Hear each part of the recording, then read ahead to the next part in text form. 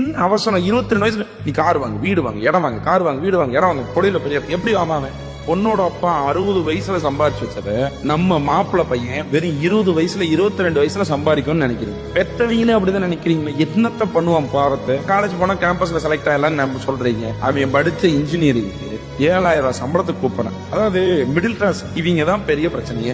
சாபக்கேடு. அவனும் நம்ம அப்பா அம்மாவை காப்பாத்திடலாம் லைஃப்ல செட்டில் ஆகலாம்னு சொல்லி ஏதாவது ஒரு முயற்சி இருக்கிறான். முடிய மாட்டேங்குது. அவனுக்கு எதுவுமே தெரிய மாட்டேங்குது சார். அவன் போக கூடாதுன்னு இல்ல, அவனுக்கு என்ன பண்ணுவான் பாவம். ஒரு தொழில் கத்துக்கலான்னு போனா அங்க போனா ஏமாத்துறான். வேலைக்கும் சேர்த்துக்க மாட்டேறான். போற இடத்துல சம்பளமும் இல்ல. நமக்கு சுத்தி இருக்காங்க சொந்தக்காரங்க என்னமோ வந்து கேஸ்ட் அரசியல் பண்ற மாதிரி பேசிட்டு போறான். ஆமா என்ன சம்பளம் ஏன் அப்படி தெரிஞ்சுக்கீங்க என்ன போறோம் என்ன பண்ணுவான் சொல்லுங்க. ஒரு 22 வயசுல ஒருத்த மேல எவ்வளவு வேலைக்கு போன்னு சொல்லுவீங்க. இவ்வளவு சம்பாதிப்பீங்க. காரை வாங்க வீடை வாங்க கடனை வாங்க என்ன பண்ணுவான். 22 23 வயசுல அவன் என்ன பண்ணுவான். ஒரு பேரண்ட் இருந்து ஒரு பேரண்ட் இல்லாம இருக்கான் பாருங்க. அவன் நிலைமை இன்னும் சுத்தம் இன்னும் சேர்த்து எடுத்துட்டு போகணும்.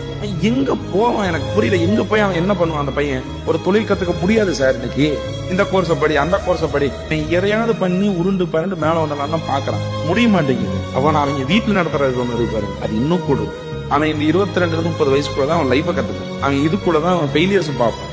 இதுக்குள்ளதான் அவன் சக்சஸ் பார்ப்பான். எதுவுமே இல்லாம போட்டு புஷ் பண்ணி முரட்டுத்தனமா அவனை போட்டு டார்ச்சர் பண்ணி வெறுத்து போய் உங்களோட ஆசையெல்லாம் நிறைவேற்ற முடியாம டிப்ரெஷனுக்கு போயிடுறான். ஸ்ட்ரெஸ் ஆகி டிப்ரெஷன் ஆகி கடைசியில தான் போய் தண்ணி அடிக்கிறது தம் இப்படி போறான்.